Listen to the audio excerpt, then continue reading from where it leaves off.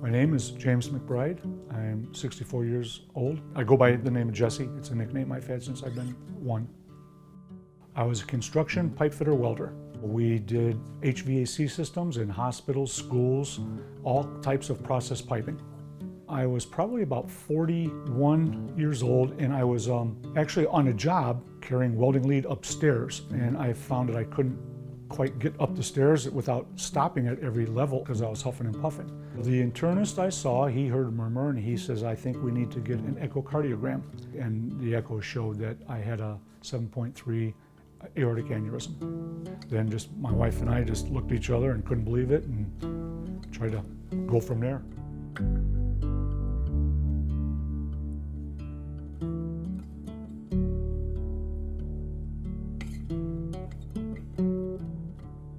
When Jesse was diagnosed with his aneurysm, it was devastating, just shocked us all. When I found out that my dad was going to have open heart surgery, I was traumatized.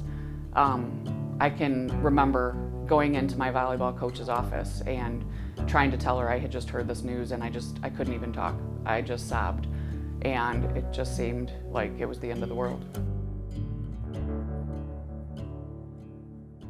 They told me that valve should last about 7 to 10 years. Went about my life and got back into coaching, and I felt good. About 8.5 years after the surgery, I was working on a job where we were tearing out a lot of old ductwork, and I contracted a fungal blood infection. My kidney shut down, liver shut down. They couldn't wait to get that resolved, so they did emergency open heart surgery. When we found out that he was going to have his second surgery, we were really concerned. He was in so much more pain this time, and I'll never forget when the cardiologist asked my mom to step out in the hall with the two of us together and told us to get all his papers in order. Sort of miraculously, the doctor said that my kidneys bounced back, my liver bounced back, and then approximately 11, 12 years after that surgery, I've been seeing my cardiologist periodically, and the valve was starting to narrow, and that I would probably have to have surgery again in the near future. We always knew there would probably be a third procedure, so there was no more shock. We knew it was coming, and he, again, did his research, and the procedure he went through was the valve-in-valve, and it was the best thing ever.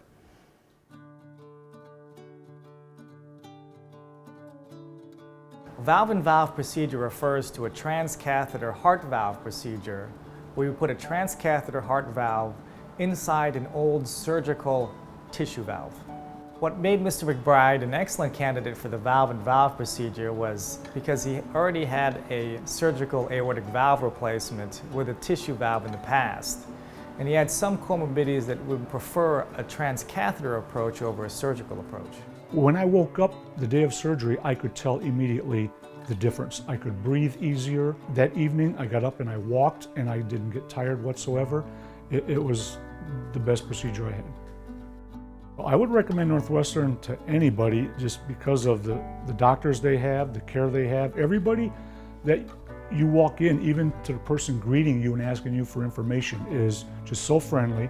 And I'm just fortunate that it's only 25 miles away from me. So, and I know of people that come from all around the world to go to Northwestern. I would recommend it to anybody. Mr. McBride is doing great after his valve-in-valve procedure, and he made a quick recovery with a short length of stay. The surgeries have really brought our family together and really placed the value of life way up there. I wouldn't wish heart surgery on anybody. If you have to have it, make sure you get excellent surgeons, do the recovery process, get well as fast as you can, and hopefully if you do have to have it, you'll only have to have it once.